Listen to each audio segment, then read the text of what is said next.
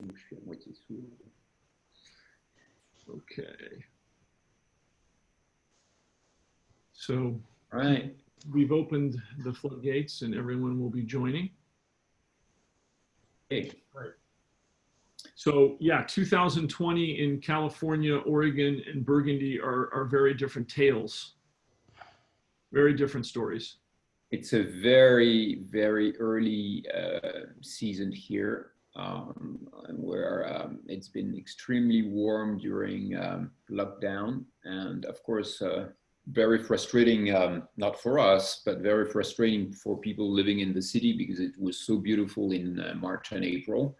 And as a consequence, really the season is extremely early. But so far, I mean, so far it's been an ideal season. It's an ideal year. It's really terrible to say that given what's happened to all of us, but it's really a very calm and no real worry kind of season, and very promising vintage so far. Of course, it's still very far away, but so far everything is doing very, very well. Very quiet, no disease. What does the crop set look like? Good, quite good. Lots of shatter, but that's good for us. That means a little bit of concentration, but lots of grapes, very big grapes. They are very long, not necessarily very thick, but very long. So we seem to have a good crop, not so huge crop, not a small crop. So everything looks ideal for the moment. It's really and not too much heat. It's early, but it's not too much heat. So it's no, you're not entitled to wine. You go again. How about you, Ted? You obviously have quite a bit of variation between your vineyard sites. Yeah, it looked like it was going to be really early, and we got the usual California break bud and vegetate for weeks on end, but we were fortunate that the temperatures weren't too cold, so we didn't get a lot of chlorosis, which is the yellowing of the leaves. So that was good. And then it was very dry spring, so we're in a very, very low rainfall year, and the flowering was about sort of early normal. So I'm expecting us to begin sometime around September 1st, and I have no idea how long it'll run. Obviously, it may well run for 3 weeks. It could run for 10 days. I mean, one of the things that obviously happens here a lot is that the harvest can really drag out from site to site, depending on what's going on with fog and all that stuff. And like Jean-Nicolas would say, moderate to good crop level, depending on site, some shot berries, moderate disease pressure, meaning mostly for us powdery mildew, and incredibly healthy canopies given the really dry spring. It's shocking how well the vines are growing. We gave up years ago using any soil moisture probes at Littorai, and this is one of the reasons, because they're just not a full picture of what's going on for the plant, because by all normal measures you ought to be irrigating right now for places to still get irrigation. And, there's a lot of places we haven't irrigated, and there are lots of places we dry farm. So yeah. Well, Oregon, which Jean-Nicolas unfortunately has not been able to walk those vineyards as he normally would have several times in the season already. I was just in most of them. We're way behind.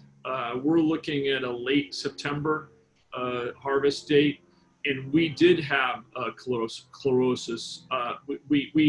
We had, it got so cold that the vineyards were starting to look yellow. I mean, you definitely had that tinge around the leaves and so forth, where everything just kind of stalled because it got cold, and we had lots of moisture. It was the wettest June in I don't know how many years in Oregon, and I mean, it was only 10 days ago that 10 days ago was it that we went through flowering, and I mean, we're talking right now we're talking about, they're so tiny. I mean, when I came back and I was driving through Napa and I walked a vineyard there in Yountville, and I mean, it was just unbelievable to see the difference. I mean, you're in full clusters that are fully grown or whatever. And in Oregon, they're barely these little specks that haven't even really started yet.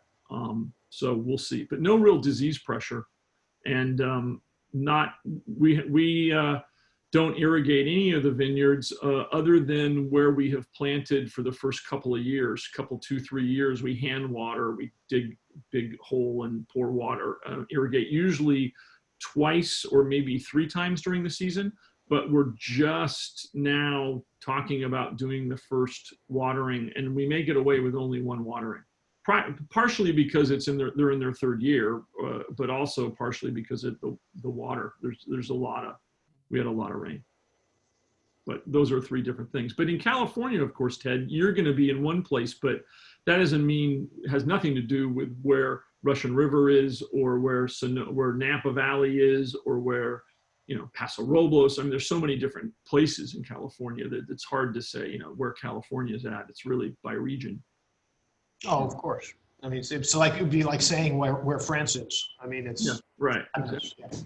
Yeah. Although there is certainly more consistency of climate north to south in California and east to west compared to all of France. I mean, if you go from the Pyrenees, where you have to be a madman to grow grapes like Petit Manseng, to Alsace, it's it's a totally different world.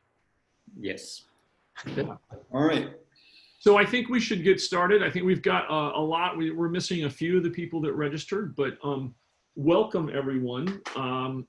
We are going to, let me stop sharing this screen and say hello. We're very fortunate, Jean-Nicolas and I today, to have partnered up with an old friend of mine, Ted Lemon from Littorai Vineyards. Thank you so much, Ted, for agreeing to do this. You're a brave soul to join Jean-Nicolas and I on one of these. Welcome. My pleasure. Thanks a lot.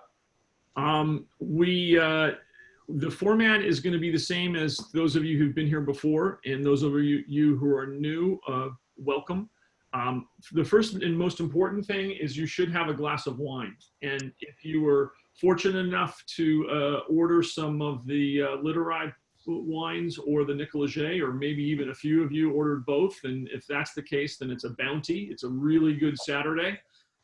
Definitely have those open and drink. And we will go through and talk about the wines, Jean-Nicolas and Ted will, a little bit later, but there's no reason for you to not start sampling them and do that from the very beginning. There's no structure you have to follow. You don't have to drink in them in a particular order, or there's nothing as fancy or complicated as that. There's also a question and answer tab there at the top of your screen, I believe, or possibly it's at the bottom.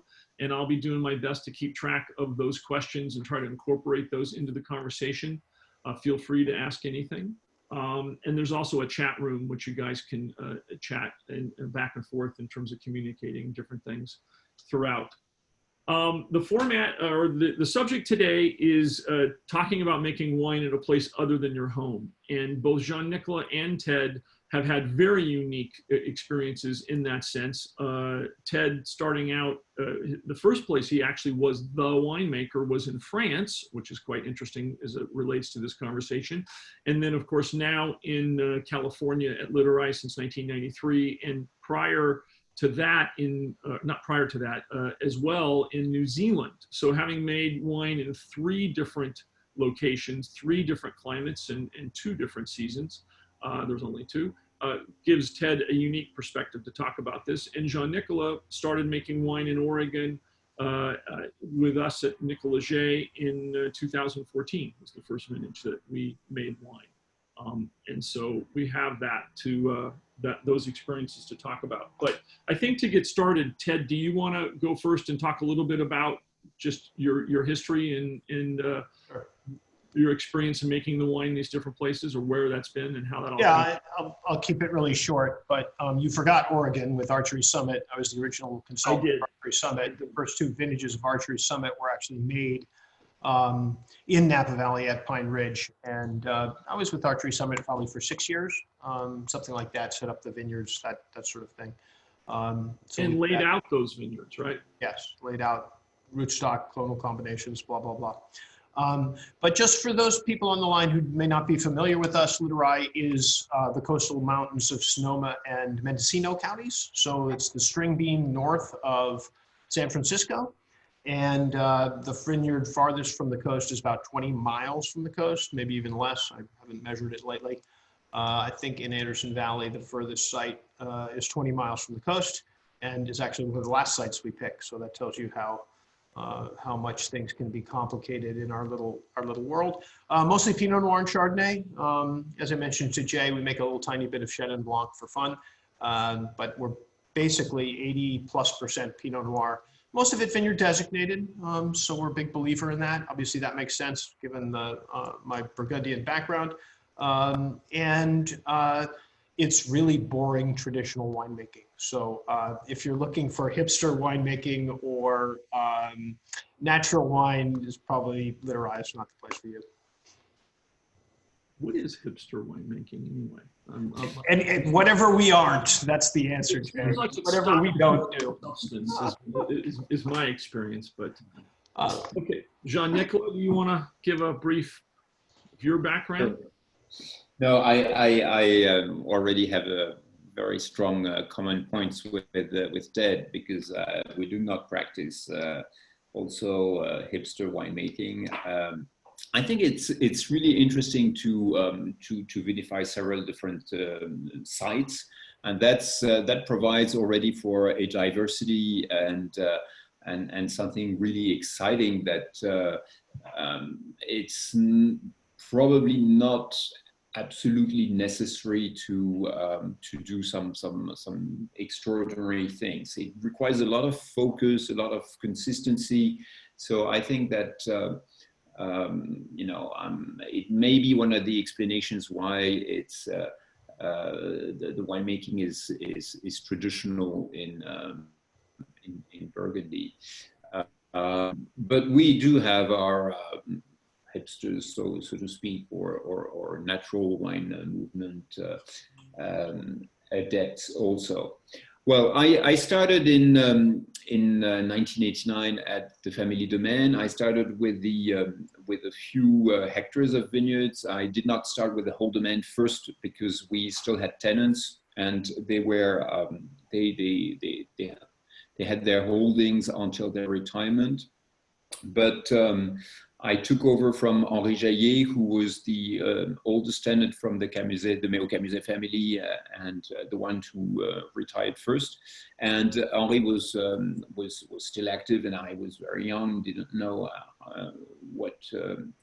how to make wine at the time. So Henri was rehired, so to speak, as my professor and consultant, and taught me how to make wine. And I think that we really shared the same kind of taste with Henri. So it was I was very lucky to find my own way and find the style I liked right on, because I really loved what Henri was doing and what he made me do. So that was really I did not look for years for my style and how I would like to make wine, and that was right on. And I started with this and went on to try to perfect myself and do things a bit more elaborately and change things slightly, but not an overall change. But it's been nonetheless very exciting, and all these years, and especially since I have the feeling that I was coming at a time in Burgundy when it was really a key change between generations and between atmosphere and approach. So that was a very exciting and a very exciting time, and to start making wine then. And why don't you expand that into how tell about the story of looking into other regions? I mean, you at one point were considering, I believe, Beaujolais. You were down in New Zealand at some times, but then we ended up having the conversation, and then Oregon. Maybe you want to talk a little bit about that. Yes, I guess that maybe because I studied in the States, although I was not studying wine at the time, I guess that that kind of yearning, I would say. I was not really actively looking, but really having this idea. Actually, my first trip back to the US after my studies was in '90, so very shortly after I took over at Mayo-Clinic Musée with Henri himself. We visited California. We were received by Robert Mondavi. And I was really excited to see Napa then, and to really try to perceive how they were trying to improve Pinot Noir. Pinot Noir was arguably not very good at the moment at the time in California, but it was very exciting to see them try to come up with something, and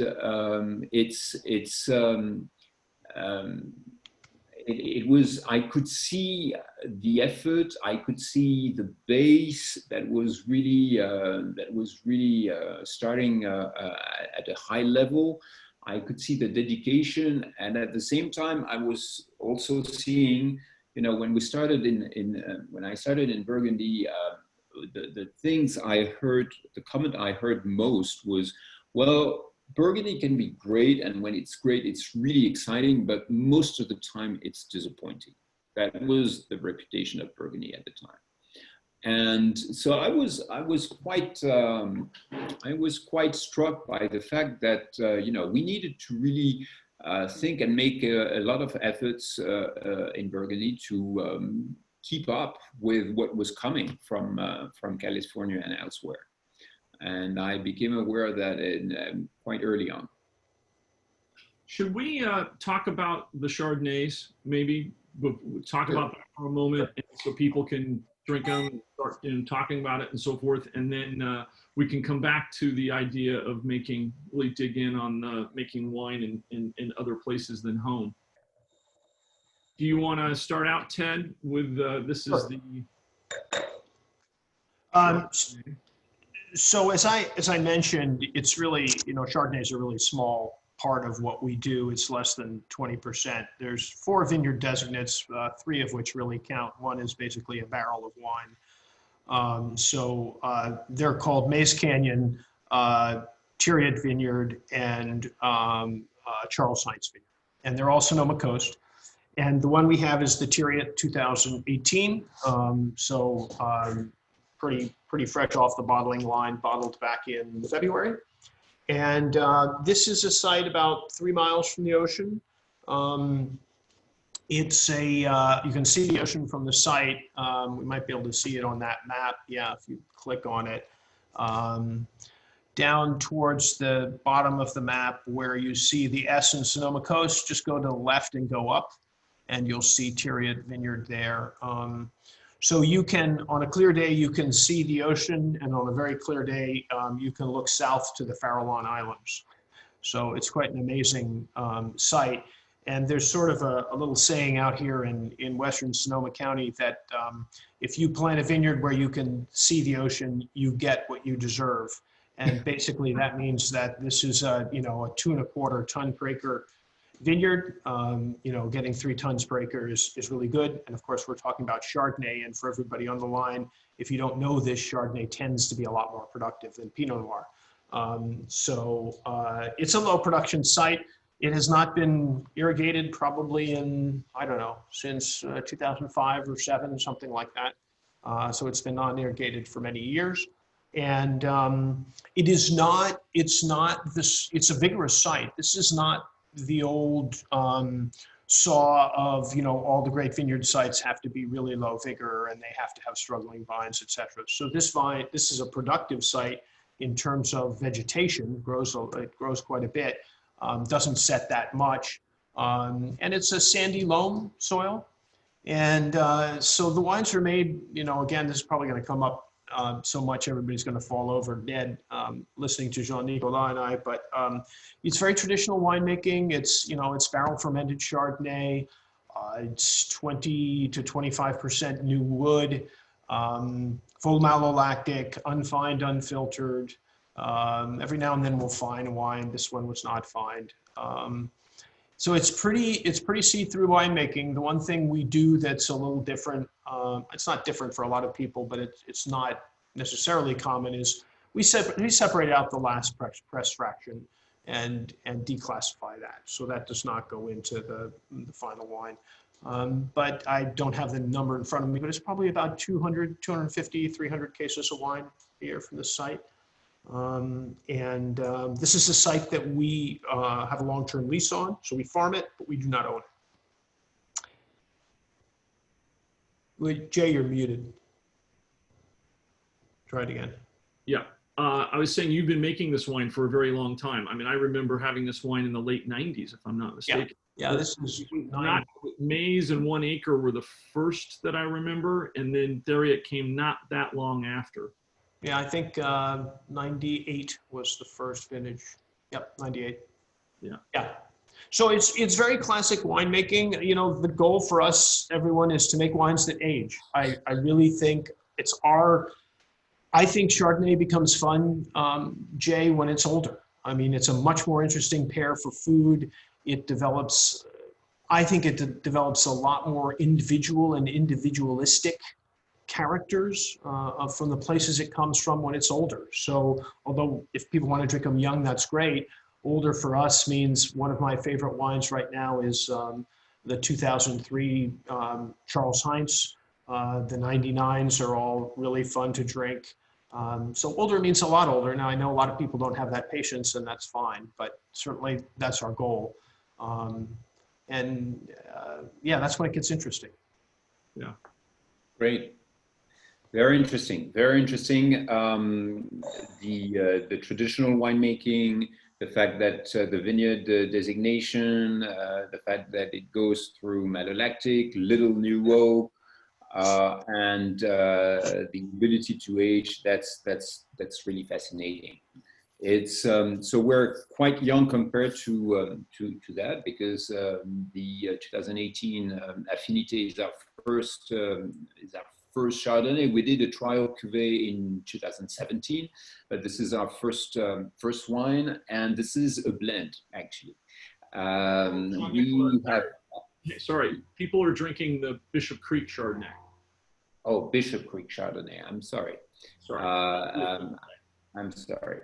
So it's nonetheless, the Bishop Creek Chardonnay was we did the first cuvée in 17, but it's really 2018 is really the first full year, let's say, and it's our a site which has been converted to Chardonnay. Actually, was planted with Pinot Gris, and which is a very traditional grape in Oregon, and it was making a very good Pinot Gris. Unfortunately, Pinot Gris has now a kind of the image of a very cheap wine in Oregon, and that's really too bad, because arguably the best Pinot Gris in the world that I've tasted come from Oregon. But hopefully we can make very good Chardonnay too with this site. And it's really exciting. The 18 vintage is really exciting because what we've discovered is that this is a very slow ripening site. And I kept saying to Tracy, you know, Chardonnay is a bitch. Chardonnay is really tricky, is vicious. It ripens all of a sudden, and you don't know what's happening to you, because 2 days ago it was underripe and now it's overripe. So keep an eye on it constantly. And actually that was, you know, very, very seamless, very progressive ripening. So It's still very young. It's still a very young wine and site for us, but we're very hopeful, and we have big hopes with that wine. And the wine is very fruity, very expressive, and hopefully has a great potential for Chardonnay. So since you had no experience in Oregon with Chardonnay, Jean-Nicolas, why don't you fill me, at least, everybody else may know, why don't you give me the backstory on Meaux-Camouset and Chardonnay, and then secondly, how you thought you would approach it in Oregon, as opposed to visiting your friends in Meursault or whatever. Yes, it's very interesting, because coming from a background in the Côte de Nuit in Vaune-Romanée, where you make Pinot Noir, and Chardonnay is forbidden in Vaune-Romanée, as it is in the Clos Vougeot, one of our major holdings.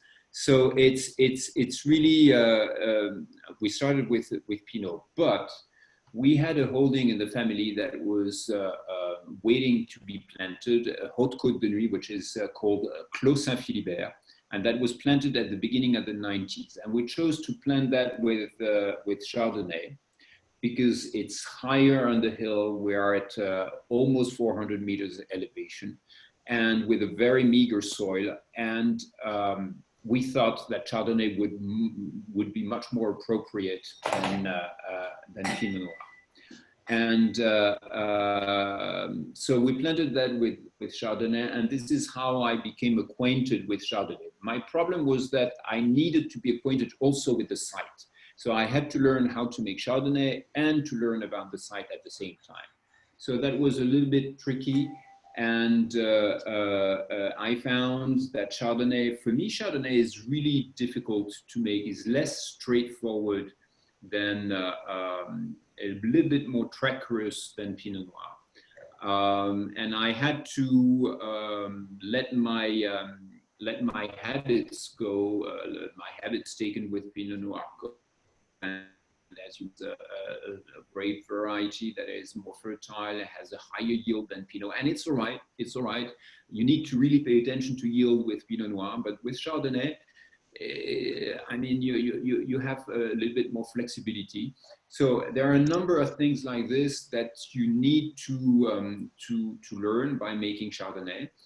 And more recently, I started buying grapes in addition to the production at the domain, and buying some grapes from Meursault, Saint-Romain, Corton-Charlemagne also, to see whether the wines I was making at Clos Saint-Philibert were really due to the site, or whether our vinification and our technique and winemaking techniques were adapted to other sites. And I was very pleased to make Meursault. I love Meursault, and Meursault that looks and tastes very much like a Meursault. So I was, I'm continuing with that Chardonnay experience, and I feel that it's really thrilling. I love it. Yeah, there's a famous example which goes back to my time in Burgundy of the indirect relationship between Chardonnay and yield, which is that when I arrived at Rouleau after Guy's passing away, Jean-Marc was still acting full-time in Paris. It was the 82s were in the cellar, but not finished fermenting. And it was an enormous vintage, right, in the Côte de Beaune. So just huge massive quantities of wine. And everyone said, these are going to be wines, and low acid, by the way. That's the other thing that's really important to understand. There was a fair amount of acidification going on. There were a lot of wines that didn't have real low pHs, et cetera, et cetera. And everybody thought, these are wines that are not going to age. And so, like every good, soldier in the political lineup, that's the line I spewed to everybody. And of course, many years later, those wines aged just beautifully, and a lot of them became great classics of Burgundy. And it's that reminder for us too, as producers, not just for consumers, but for everyone, that Mother Nature makes these decisions. We don't decide them. We come to the table or to the cellar with our own prejudices about where we think these wines are headed. but nobody knows. And what makes a wine age is not simply numbers, and it's not simply tannin, and it's these things. And you kind of alluded to it, Jean-Nicolas, when you said about Chardonnay that it's a tricky creature, and I totally agree with you. It's almost like black magic. You know, if you work well with Chardonnay, it ought to be pretty straightforward. And it's pretty easy to make decent Chardonnay. The challenge is to make great Chardonnay. There's very, very, very little great Chardonnay in the world. And I think it's fair to say that it is more site demanding than Pinot Noir. It gets by in all kinds of places, but how many places truly make world-class Chardonnay? It's a very, very, very small number. And so most of us don't get the opportunity to taste great Chardonnay, or much less watch it age. So I'm with you, Jean-Nicolas. It's like, I've never understood Chardonnay. I'll never understand it. It's one of the reasons that we make very little, is because I want to be hands-on for everything, right? I'm there at the press. I taste all of the settlings. We determine how many lees get added back. I'm there for all of that stuff, so that the black magic aspect of it for me can be reduced to as little as possible, and hopefully at least I have some understanding of what makes the variety tick. But what fun to make, and how humbling it is. And in a very short window, Ted, as compared to Pinot Noir, the amount of sort of touch points you have on Chardonnay in terms of winemaking, it's all very, very condensed, and you have very limited periods that you actually can impact it. And consequently, I suppose it goes back to your point about the site being so essential, because a lot of what you get is really just simply reflective of what you brought in, period. And it's extremely physically demanding. People have no reason to understand that, but if you're going to barrel ferment it, I mean, you've got to get it picked. If you're going to sort it, you got to get it sorted. You got to get it in the press, and you got to move on and get it into barrel quite quickly. So, yeah, it's not, you know, I don't envy our friends in Meursault or Pouligny who make 100% Chardonnay, Jean-Nicolas. That's a hard world. It's exhausting. Yes, it's exhausting. And you have to be really in command, and everything happens within 48 hours. When you do want to do things traditionally, and this is arguably a very good way to do it. But yes, it has to happen very very quickly. I see that we have a question on what is the percentage of new oak and so on. We're quite traditional. We have about 20%, 25% new oak on this Chardonnay, on this Bishop Creek Chardonnay, and everything is barrel fermented. We have a small quantity. For the moment, everything is barrel fermented. I do use back home a little bit of steel just to make to keep me alert on how to do that. So I have a small proportion of the Clos Saint-Philibert fermented and aged in steel. It's good too. It's good too. So it might be we might do that for Oregon once we have a little bit more wine to practice with. But I think, Jean-Nicolas, too, it is fun, and it's lovely to see people around the world fermenting Chardonnay in different vessels, right? It's I think it's a great learning experience, even for the most traditional among us. And we've done a little bit of it for fun, since it's so small. Chardonnay production, it's really hard to do an experiment without the experiment taking over your wine style. So that's a challenge. You know that very well from some of the tiny parcels of Burgundy, both red and white, that you have to work with. So it's very difficult, folks, for us to do trials in some ways because of the size of the lots you're dealing with. There was a question about sulfur, and Jean-Nicolas, I'd love to hear what you say about it. We have a rule at Littorai around sulfur, which is that it's always too much until it's not enough. Mm-hmm. It's a good rule. Absolutely. Absolutely, it's a great line. A great line. I like to add a little bit of it, not too much, as little as possible. But it's necessary both with reds and whites.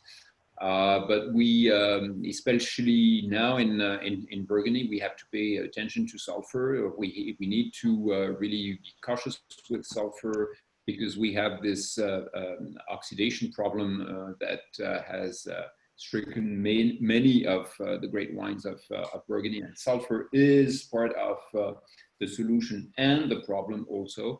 So we tend to, the common knowledge now is that wines and juices need to see relatively little sulfur at the beginning because otherwise they don't have the possibility to naturally oxidize and get rid of these bad molecules that can cause problems in the future. So in a way that that joins a winemaking philosophy that of as little additions as possible. And did you guys do something different for Bishop's Creek because you don't have the same concern about premature oxidation? Well, I don't know about that yet. It seems that we have. I've been trying to do the same thing in Oregon as in Burgundy with Chardonnay, and I think this is a vinification which is fruit driven. It's lively aromas. It's very fresh. So.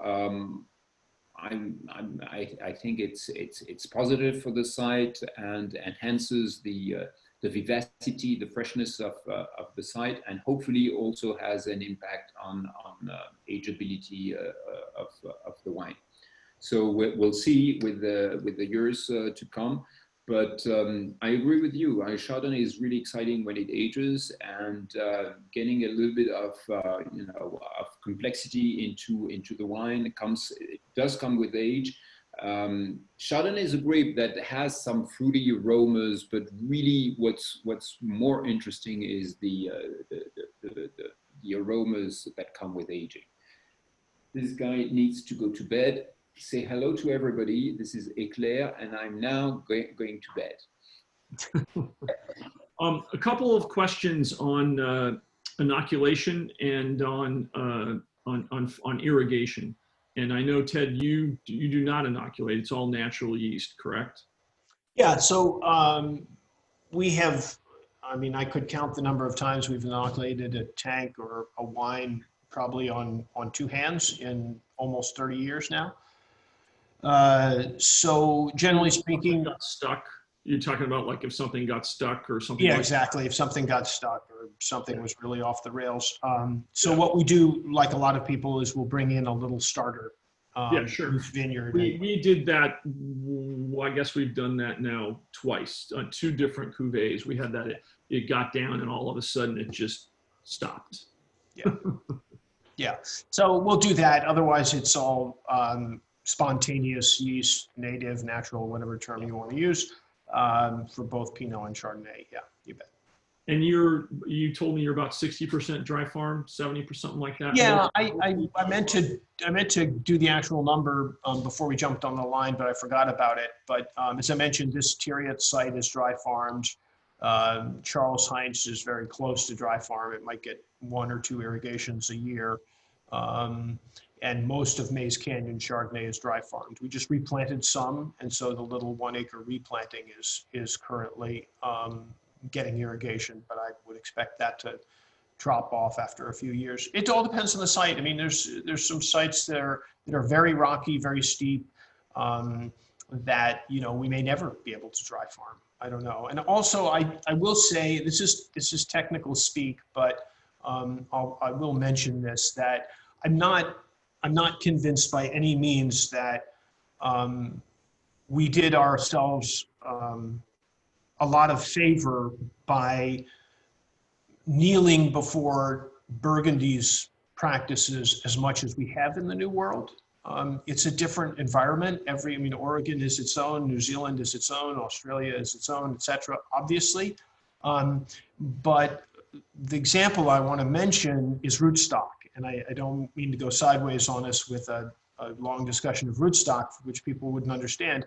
But the tradition, well, the technicalities that developed in Burgundy post-phylloxera was a set of rootstocks that were developed for those soils, meaning highly calcareous soils and a very high pHs, and for low vigor, to maintain low vigor. And if you're dry farming in California or potentially in Oregon, although I wouldn't want to sweep those two in the same, in the same pot by any means, but if you're dry farming and you're not using any conventional fertilizers at all, those rootstocks are inappropriate for California as far as I'm concerned. Maybe there's one of them that makes sense, but I certainly swallowed the Kool-Aid in the early years. I regret it.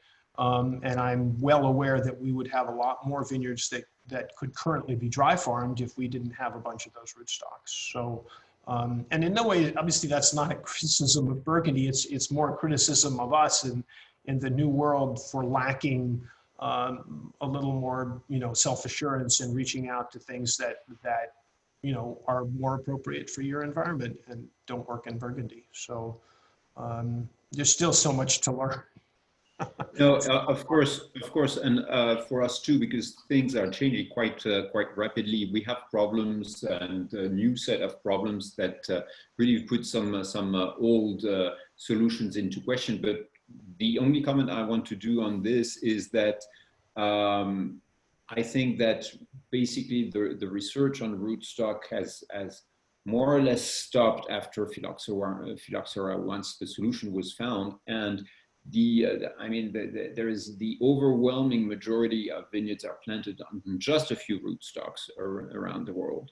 And we need to go back to the research, find new rootstocks, because there are some solutions to be found in line with global warming to try to find rootstocks that would ripen a bit later than what we have right now, and we need to do that. And hopefully there are some centers that are starting to really research this, because we can find some solutions more easily.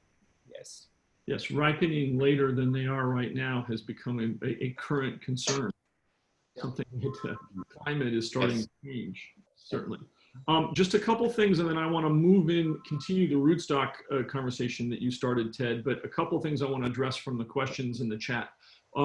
Regarding the site of Bishop Creek, in terms of how we ended up selecting Bishop Creek, that was Nicolas-Jay. When we started, we were originally only going to purchase fruit. We were not going to buy a vineyard. And the theory was that we were going to spend a couple of years visiting sites, visiting cellars, tasting a ton of different wines made by different people. In fact, having different people make wine from the same site, so that we could really learn what was the different winemaking decisions impact on that fruit, and really get a handle on the various fruit that was available. And I think when I first approached Jean-Nicolas, his response to me was, maybe I'd like to make some wine in Oregon, but the reason being that he wanted to make sure that we could access great fruit. And he said, listen, we're making Mayo Camazé. If we're gonna make wine in Oregon, we have to make great wine. At least we have to feel we can make great wine.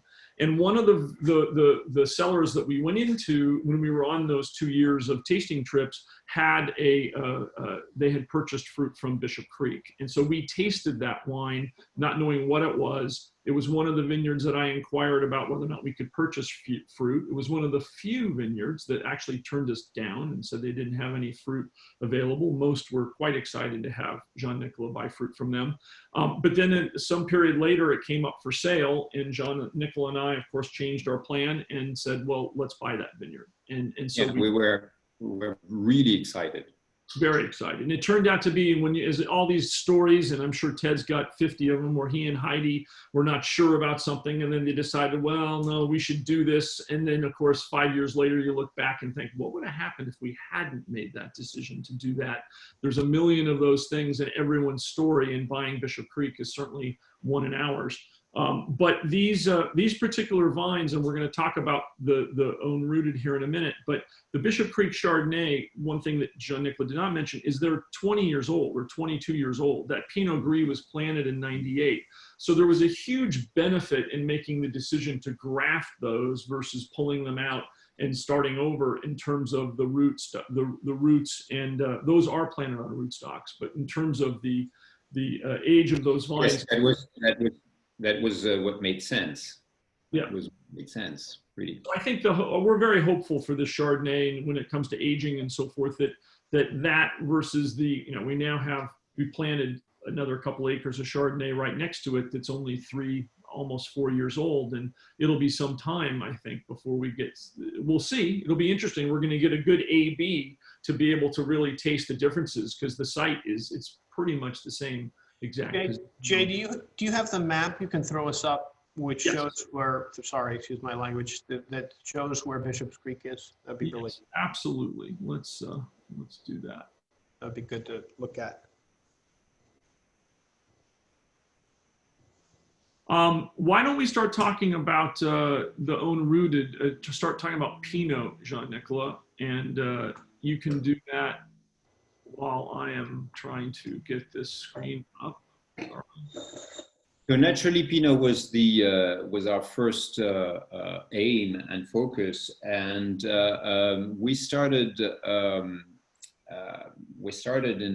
Oregon to make a blend. Actually, and that was one of the major differences with my experience in Burgundy, and we cherish and our sites and our appellation contrôlée and our various plots. But the first exercise was to make a blend, a Willamette Valley blend, to really represent the essence of the region. And then we did a second blend, which we are tasting today with the own rooted, because to kind of pay a tribute to the old vineyards of Oregon. Most of them are own rooted, on their own roots, that is not grafted over, because people in Oregon thought that there was no phylloxera in Oregon at the time, 50 years ago. They would not get it, and unfortunately they did get it, because the world being open as it is, I swear it's not Burgundy that brought phylloxera to Oregon, but it eventually came to the region. So these vineyards are slowly disappearing, but nonetheless they're very interesting, and of course it's also a tribute to these old vineyards of Oregon have now come of age, are really showing some extremely interesting characteristics. So we have 3 different vineyards there. Our own Bishop Creek, which is the core of Bishop Creek, planted in the late 80s, is on its own roots and very healthy for now. Historic vineyard in Oregon called Highland, which is over 40 years old, and Nisa, which is in the Dundee Hills, very next to the Drouin estate, and was planted in the 90s, beginning of the 90s, and this one is it's sick. Yeah, this one is sick. So this one will go in the near future. But nonetheless, it's it makes very interesting wine, very fine wine, and it's impossible to know whether this is due to the age of the vineyards or whether this is due to the characteristic, the fact that it's on its own roots. I suspect this is This is primarily due to the fact that the vines are a bit old. But we have three very nice and very different vineyards here that combine into wine that I find give a very refined and complex and delicate wine, and providing a very interesting tasting experience. Yeah, I think it's interesting because this was a concept that we came up with, but how interesting it would be to have a wine that is solely with own-rooted grapes, but we didn't know how they would blend together. We weren't necessarily sure, but I think it is a scenario where the sum is greater than the parts. We were very pleasantly surprised in that regard. Absolutely. There's there's all sorts of long-term questions too, which is indirectly reflected in Jean-Nicolas' comment earlier about the lack of rootstock research. And just to put that question in perspective for people who are listening, basically the wine business functions on research that was now done over 100 years ago, more, sometimes more. So imagine anybody who has a business out there right now listening to me and imagining that you're basically functioning, you're entirely dependent on research that was done 100 and something years ago. So if you want to call us podunk farmers, you're right, and we deserve it. So hopefully that'll change. But there are all sorts of questions, and sometimes they can be over romanticized, whether it's in Burgundy, California, or especially in Burgundy, about what was the role of own-rooted vines and how did they differ those many years ago. But you cannot separate those questions from how different Burgundy itself was 120 or much less 150 years ago. So there is no apples to apples comparison, because everything about Burgundy pre both world wars was a completely different place. And while we may be attracted to things like own rooting, phylloxera in and of itself is an impediment, and the circumstances just are different. So we'll never know. I mean, we're not going to have that opportunity to really find out. So that ship has sailed. So Ted, do you want to talk about your Pinot? Sure. So you can throw the map back up, Jay, if you get the chance. So we're going to stay in the Sonoma coast here. And this is a site that we own, that we purchased. It was an unplanted site. We purchased it in 2000 and planted it, ourselves. And I just want to also paint the picture for people, because I do think it's important that they understand that the history of the coastal range of the coastal range of Sonoma County is much more recent than Oregon. So we have good tasting oral historical data on the Willamette Valley that goes back to the Ponzis and the Adelsheims and the Letts when they all began. But you can stand on any of these hills that you see a vineyard name on in this map. And in the year 1999, there would have been in most of these places absolutely nothing planted, and or excuse me, I should say 1990, nothing planted, and it was unknown for grapes. So this is a much younger, by modern standards, region in terms of how we understand the geology and the climate, et cetera. And there were not the old vine resources to speak of that exist in the northern Willamette Valley. So a lot of these vineyards back then were just being planted or very young. And this site, as I mentioned, owned by us, was planted in 2000. This is 4 acres of Pinot Noir and a ½ acre each of Chenin Blanc and Chardonnay on the south-facing slope, about 2,000 feet in elevation. 1,000 feet in elevation, 1,200 feet in elevation. And this is another site which you see the ocean. It's about a 10-year historical average yield of about 1.6 tons per acre. I'd be thrilled if it was higher. Mhm. But it's not. And So what causes that? it's really temperature, Jean-Nicolas, during bloom. It's obviously moisture plays a role, but it's also temperature. The average rainfall here is about 55 to 60 inches a year. Jay and I were talking about this week. I think McMinnville's 45 or something like that.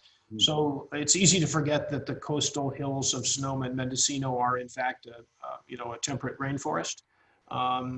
Casidero's average is higher. Casidero's 80 or 90 inches of rain a year. But of course, all during that short winter season from basically October through May. And not a lot of rain, if any, from May until September. But bone dry, Right. with few exceptions. So there's a real yin yang for the vines, going from totally saturated root zones to completely dry during the course of the summer, which makes farming a little more exciting. But this site is a site that we planted, and I wanted to talk about this with Jean-Nicolas anyway, so I'm glad I'm remembering this. There were two things on this site that were new for us. One is I had abandoned conventional farming at this point and wanted to farm in a non-conventional manner. We chose to jump in on the biodynamic thing in 2000. And so this has been biodynamic since the beginning.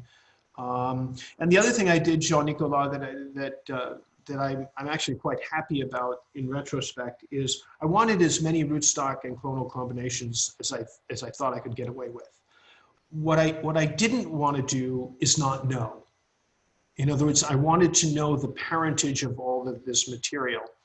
And so on this site, you'll have 3 rows of a given clone, and then you'll have 3 rows of the next clone. Now, obviously you have to co-ferment them. They're not going to be in separate fermenters because otherwise you'd be doing all garbage can fermenters.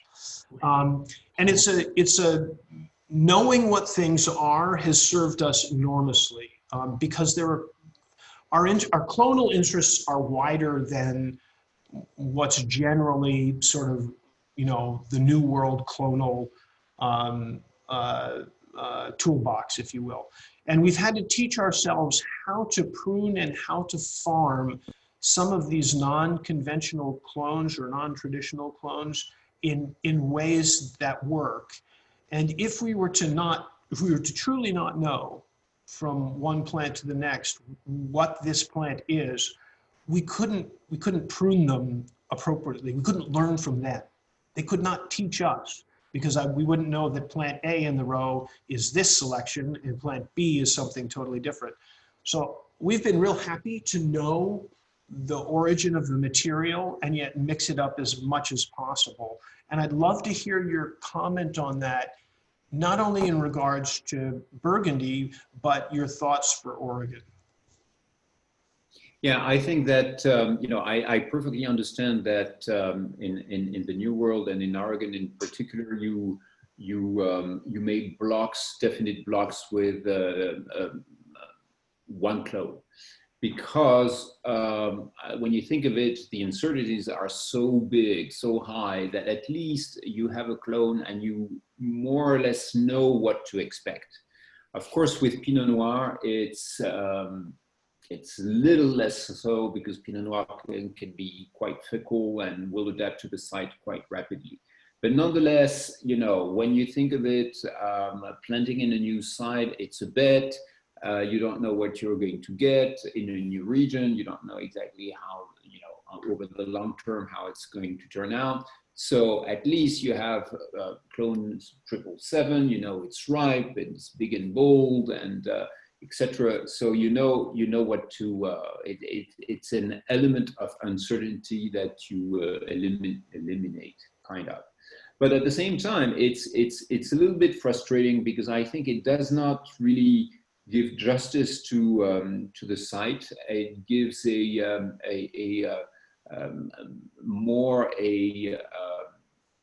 it's more a clonal vinification, and doesn't really tell you exactly how the site reacts. And while we were preparing our Chardonnay,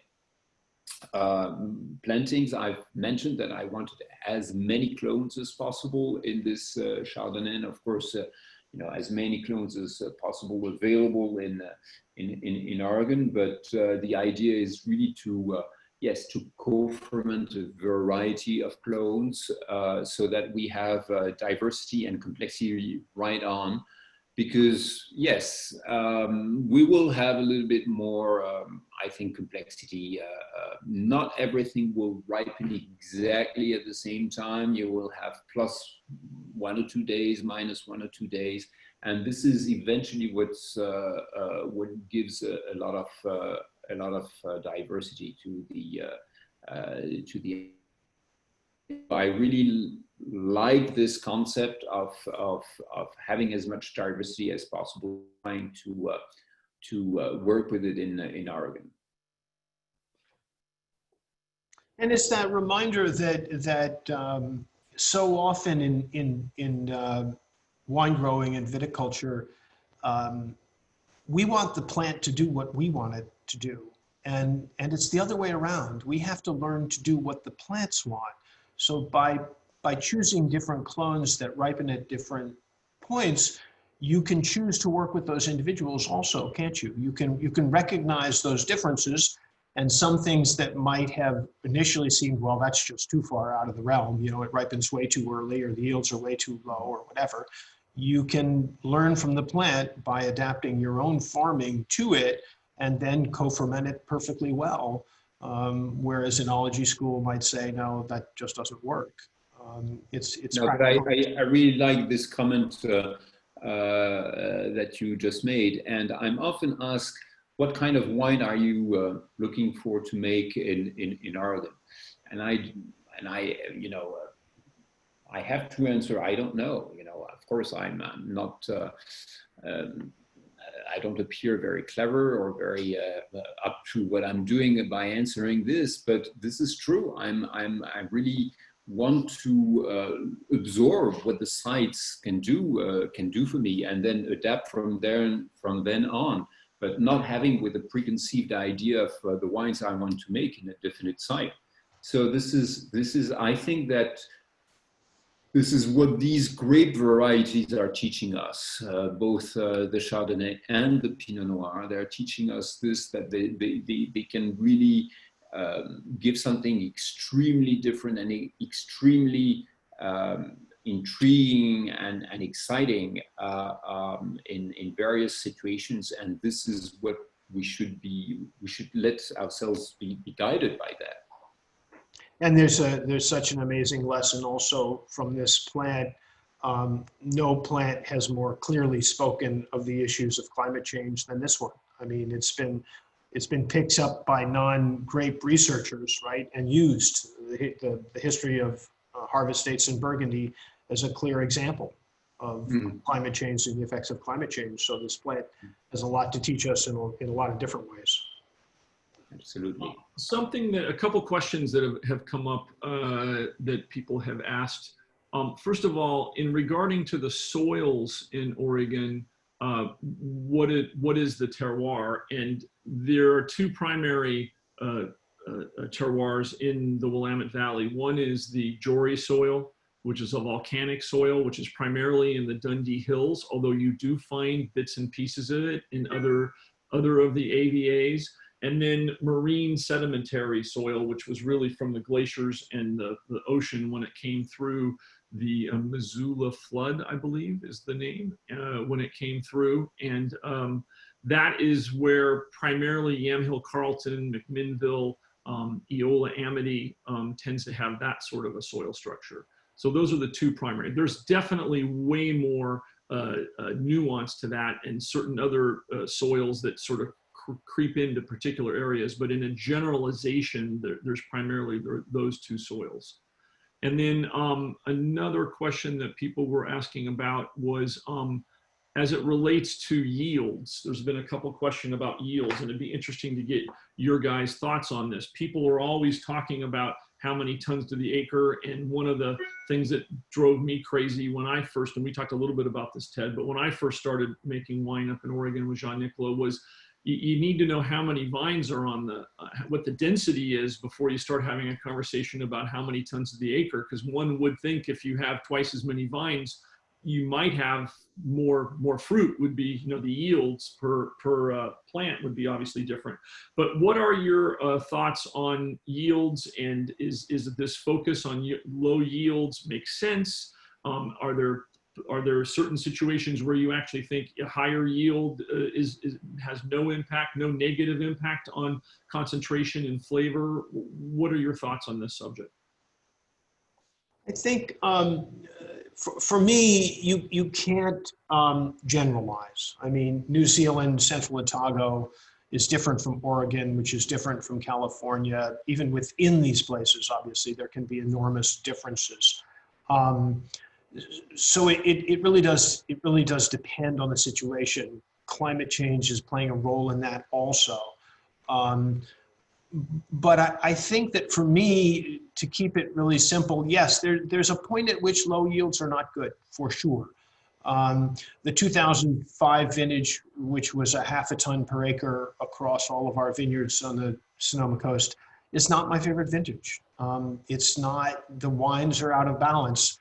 I had a dear friend, David Hirsch, said to me, well, of course, Ted, how can you possibly cram so much spirit into so little matter? And it's a lovely way of looking. It's a great quote, wonderful way of looking at it. Thank you, David, for that reminder. But I guess in some ways, I do come back to the idea that there is a certain amount of energy, and I don't mean necessarily spiritual energy.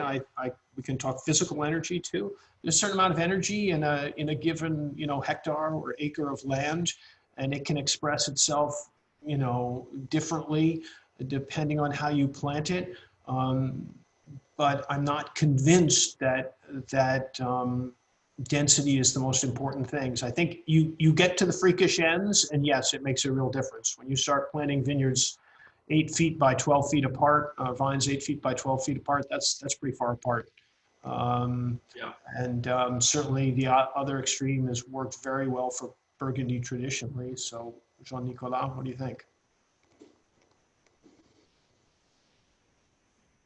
Jean-Nicolas, are you frozen? He might be. Uh-oh. That's okay. He'll unfreeze in a second. Yeah, exactly.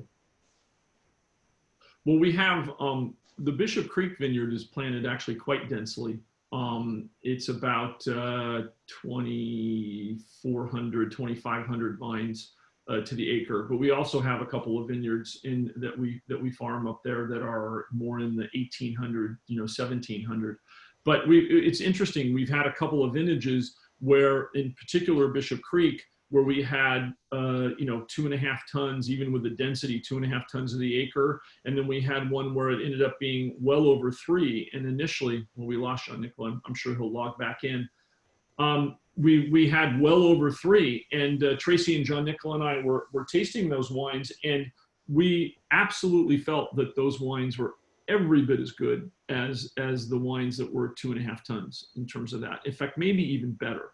And obviously, it's not a complete apples to apples because you had different things going on in that vintage. It was different weather, different situations. But in terms of the idea of yield, Jean-Nicolas is not excited and wouldn't be excited. We tend to do 1 cluster per shoot pretty much everywhere. But obviously, if you have more shoots, if you have more plants, then you have more shoots, and you have more clusters. But as a general rule, that's what we try to aim for.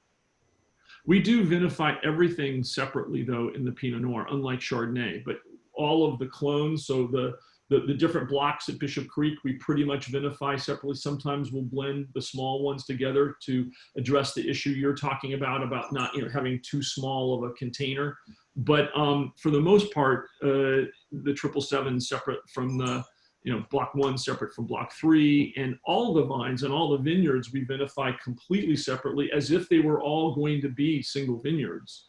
And then the Willamette Valley gets blended at the end with all of the different blocks and so forth coming together. And that's sort of a 6-month process of trial and error of Jean-Nicolas, Tracy and I sort of going through, but primarily Jean-Nicolas, making those decisions and sort of putting that together. And then we bottle 3 single vineyard Pinot Noirs right now, plus the unrooted. So we have the Willamette Valley, we have the Bishop Creek, the Nisa, the Momtazi, and then the unrooted is what the lineup is there. So, but nothing is blended, nothing is vinified, blended, I guess is the point, other than the couple blocks that might be different clones that are put together. When we get Jean-Nicolas back on, we'll remind him this density question. But I do want to say one other thing about it, which is that having gone down this path of alternative farming, one thing that I think is an enormous advantage when your rows get wider than by meter is that you are able to use a whole diversity of cover crops as in your vine rows.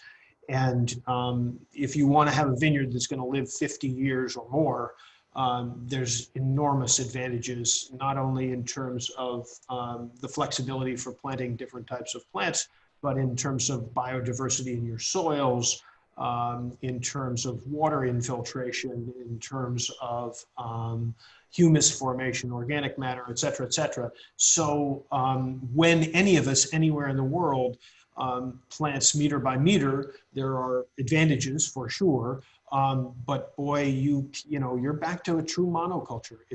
There are people who do have cover crops planted in Burgundy wall to wall, and I was hoping that we could get Jean-Nicolas to comment on that and talk about whether he had any experience. But it's very difficult to manage. You obviously can't change those crops easily. And so from an agroecological perspective, there's a very strong argument for wider spacing. Yeah, well, there's literally more material to work with there in terms to do that. Yeah, he texted me saying that his internet went down. He's trying to reconnect, so hopefully he'll jump back on. Why don't we're running over our supposed time, but we're not losing people for the most part. So hopefully people are finding this interesting. But why don't you talk a little bit, because we have not really talked that much about this, about the differences between making wine in New Zealand, making wine in France, making wine in Oregon, making wine in Sonoma Coast, even making wine in Napa versus making it in Sonoma Coast. It'd be interesting to have you talk about that. Hi, Jean-Nicolas, welcome back. Got him back. So maybe before we lose the thread, though, since you just jumped back on, Jean-Nicolas, can you talk to us a little bit about spacing? That's kind of where we left it when we lost you, and we'd just love to hear any thoughts you have. I was talking about yields and the fact that I love low yields, but now I think that too low can give wines that are very dense and never really drinkable. So I'm paying a little less attention to yields. And in terms of spacing, what's my experience, but this is still a fresh experience in Oregon. 5 years as a winemaker is very little time, but it's extremely interesting because coming from a region that practices very dense plantation, I can see the advantages and also the drawbacks of it in terms of sustainable farming. It's much more complicated because everything has to be done by, a lot of things have to be done by hand. So it's really difficult. And what I'm seeing in Oregon is that I do not like very loose spacing. I think we lose some potential and some complexity, it seems to me. And I think that truth is probably between, from what I'm seeing, something like 4,000 or 5,000 per hectare. So that would be 18,000 vines to the acre to probably a little less than 10,000. So something like 2,050, something like this. That's probably where I think our density in Burgundy is really high. It's our tradition. It's the way. I mean, it used to be way higher than that, even. but it is complicated. It does make things really complicated, and in the end, I'm not sure it's totally beneficial. Ted was wondering about cover crops. You have the ability to, like we do at Bishop Creek, we'll plant clover, we'll plant, I mean, we very much designate that as the nutrition needed for the vineyard, even at Bishop Creek. What do you do or what are you able to do in Burgundy? Well, there's a lot of trials recently about that. We used to plow a lot, and now that weed killers are going to be forbidden in the country, of course, we were doing without weed killers outside. There is both. There are questions about the use of weed killers, soon to be forbidden, and the fact that people like us who don't use any wood killers anymore are plowing too much. And it's not necessarily good in the long term. So we're looking into cover crops, but cover crops in very tight rows, that's really a challenge. That's really a challenge. You have to have a whole new set of equipment, and it takes a little bit time to design, to figure out what we can do, and it's a bit complicated. Jean-Nicolas, there's a sort of parallel to that in Napa Valley or in California, in that the old tradition was to drag the disc around, your old Italian planted vineyards or your Zinfandel or whatever, and just turn the stuff into dust, right? And John Williams at Frog's Leap, I think for many years probably still is anyway, a proponent of that. And it was something I just never understood. The whole idea of turning your soil into dust wasn't something I could understand. And we gave it up a long time ago. We only cultivate when we have young vines or a particular need. And it's true, it takes the vines a long time to get used to it. It's quite an adjustment to have the competition of, permanent cover. We have sites that have been in permanent cover now for almost 20 years. And some sites it's an adjustment for the vines. But once they're over that hump, boy, it's a whole new world, and it feels really good not to be turning the soil, that's for sure.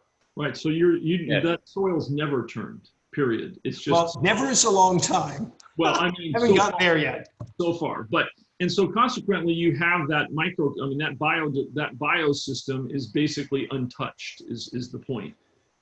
Yeah, I mean, it's a farm, so it's touched, but yes, it is not, it is at a point of stasis that you can't achieve in a couple of years, for sure. It's very different. Thierry Chardonnay, the one we tasted, is an example of that. Yeah, that's been permanent cover for many, many years.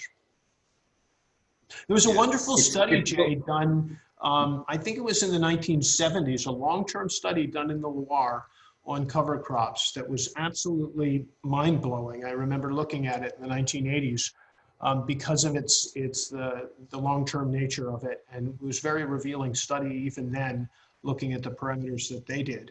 And I thought it was very forward-looking. I don't know who sponsored it in the Loire, but it was really interesting. Thoughtful research in the wine business. Wow. Yeah, it was wonderful.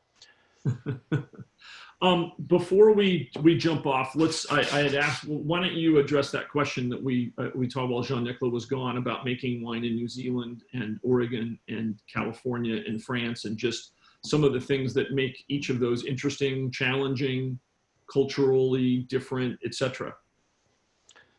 Yeah, I think that there's a sense of, I mean, New Zealand was a very interesting experience for me because this is not a culture that I knew, obviously, prior to going there. I went in 2000 and worked there for 16 years and retired a couple of years ago from Burn Cottage Vineyard, who I'm still very close to as a group, and wish them all the very best. But I think a sense of responsibility. as Jean-Nicolas alluded to, look, he's from Mayo-Chemizet. I mean, he can't show up and mess around, right? And I'm not from Mayo-Chemizet, but I felt some of that same sense of responsibility, and it's difficult. I mean, you don't live there, and you have to, especially if you have that Burgundian past and that sense of link to that place, right? It's very deeply ingrained in Burgundy socio-historically. It's not just wine. It's more than wine. Right. It relates to the culture, the role of the Cistercians in the propagation of Pinot. There's a whole deep cultural thing. And so if you were at all tuned into that, I think that, landing or helicoptering in, as the French would say, to a place you've never worked before is a little disconcerting. And for me, it was how do I best challenge some of the ideas that I think might not be right here, but also how do I maintain that flexibility in my own mind to not just show up with a bunch of prejudices and make a bunch of mistakes. So I found I had a lot of sense of responsibility, really almost more than for Littorai. I mean, Littorai is Littorai, and I've lived with it, I've grown up with it, that works. But Burn Cottage was a whole another level of feeling of responsibility all of a sudden. And did the place itself, the climate, the terroir, even the plants, were there things that you felt that as the years went by that you needed to adjust because of the fact that it was a different place? Oh, for sure. There are many, many things. I mean, the moisture retention in the soils, in many of the soils of Central Otago is I wouldn't call it nil, but especially if you're talking about a new planting that has very little organic matter, soils that have been abused and windblown for thousands and thousands of years, the water goes through them like it goes through sand. So learning how to irrigate was a whole new thing. When we started Burn Cottage in 2000, it was the height of the planting boom in New Zealand. I mean, it was 6 months to get an end post, Jay. It all came on a boat from Australia. Yeah. We tried to bring a set of criteria, of quality criteria from the States for rootstock, size, dimension, all this sort of nerdy stuff. And we took it around to every nursery, and every nurseryman laughed at me. They just said, "What, are you out of your mind?" I'm not going to do this for you. You're crazy. I don't need you. Get out of my nursery. So yeah, it is a wonderful, humbling learning curve there for sure. And Jean-Nicolas, what about making wine in Oregon? In terms of what were the things that struck you that were different, and the changes and so forth?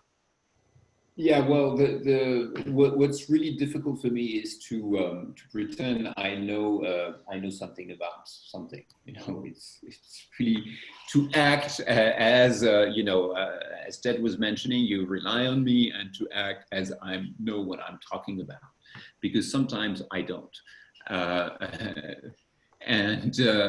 This is so yes, it's in new situations you have to invent and to figure out what could be a good solution.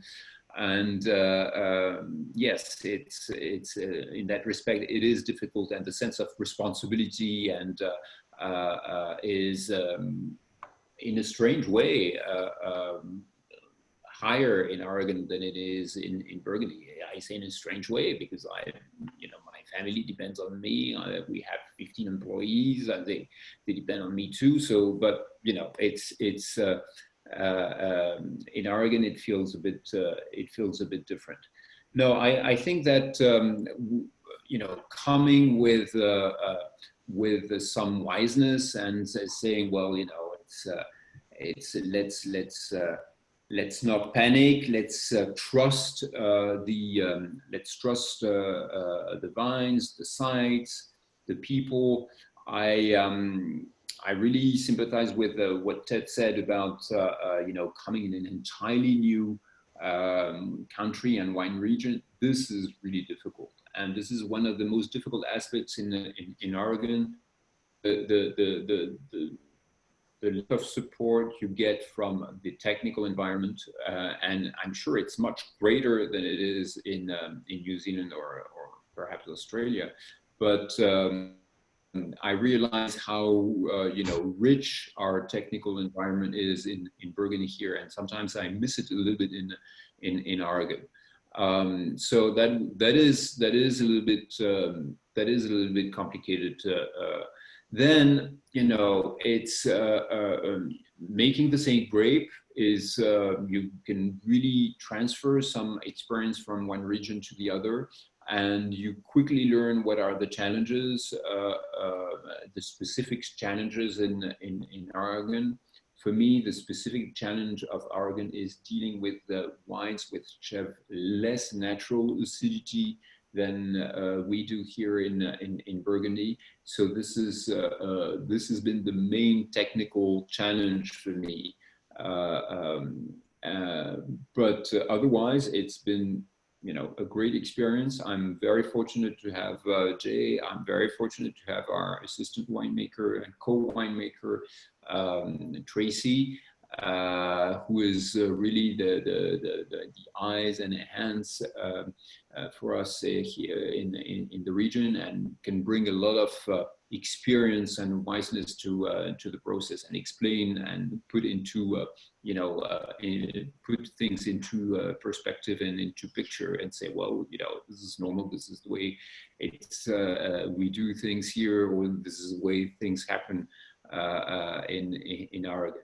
So we have a great exchange. It's great to have that kind of exchange, and have some people you can talk with, not just and have a dialogue, not just come over and be the prophet speaking the truth, but have a real dialogue with the people working on the site. And for better or worse, Tracy and I definitely have opinions. So you have to put up with them when it's sometimes not so much fun, and other times. But eventually you just say, hey, look, I'm the winemaker. I'm making the decision. That's what we're doing. But every once in a while you say, okay, why don't you guys just try that? Go ahead. That's fine. Yeah, why don't you try that? One of the funniest things was I can't remember the exact circumstance, but we were doing something in harvest or whatever, and I went, this doesn't seem to be working. I said, is this how this is supposed to go? And you went, no, I don't really think this is right at all. And that's, what are we doing? I said, I'm not quite sure. And I thought, okay, here we are. We're dealing with Jean-Nicolas Mayo Camazet, whatever. And he's not exactly sure what we're supposed to do. And that's when I knew we were going to do just fine, because the people you have to worry about are the people, and this is just in life, who know exactly what they're supposed to do at all times. And the people that have their egos and their intelligence allows them to say, you know what, I'm not quite sure. We need to use our brains and figure it out now. Those are the people that are going to win. So anyways, it's some fun stuff.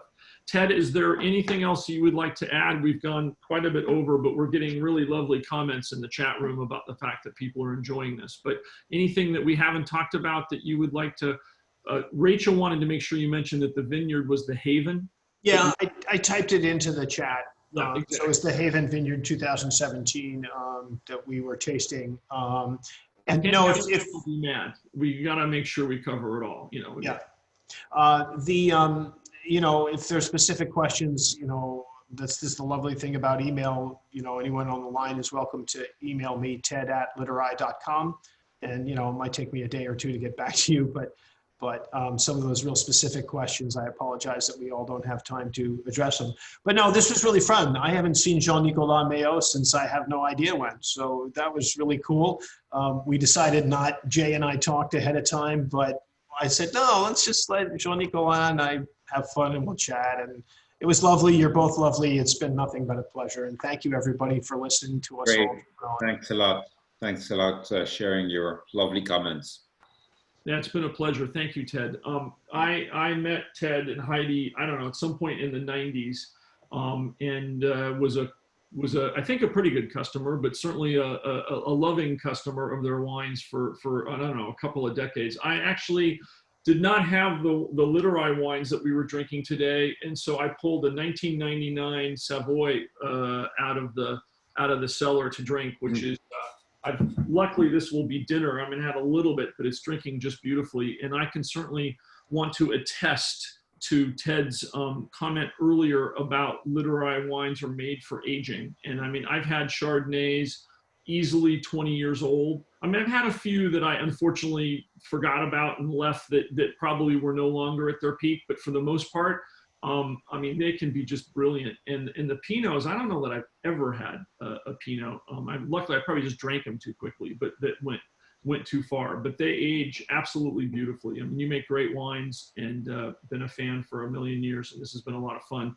I do want to mention to everybody that I believe Littorai and Nicolas-Jay will be put together some wines for after this for everybody that attended. If you guys wanted to purchase, because I know there's a lot of Nicolas-Jay people on here that were not aware of Littorai wines necessarily in the past, and vice versa. So those wines, I think there's going to be some emails going out to all of you that attended if you guys are interested in that. And I know that Littorai we're in a pandemic, so people aren't traveling as much, but Littorai hosts folks as a beautiful place out there out on the Sonoma coast. That's by appointment only, but I know that Ted and the team are gracious hosts, and we are in the process of finishing up a barn renovation on a new piece of land, a very old piece of land, but it's new to us, in the Dundee Hills, and we're going to make wine there for the first time in our own home this fall. And we're certainly happy to host all of you. And please mention when you reach out that you were part of this call, because we'd love to see you out there. So thank you so much, and have a great weekend and stay safe. Thank you all. It's really a pleasure. Jean-Nicolas, au revoir et à bientôt, j'espère. À bientôt, oui. Il faut.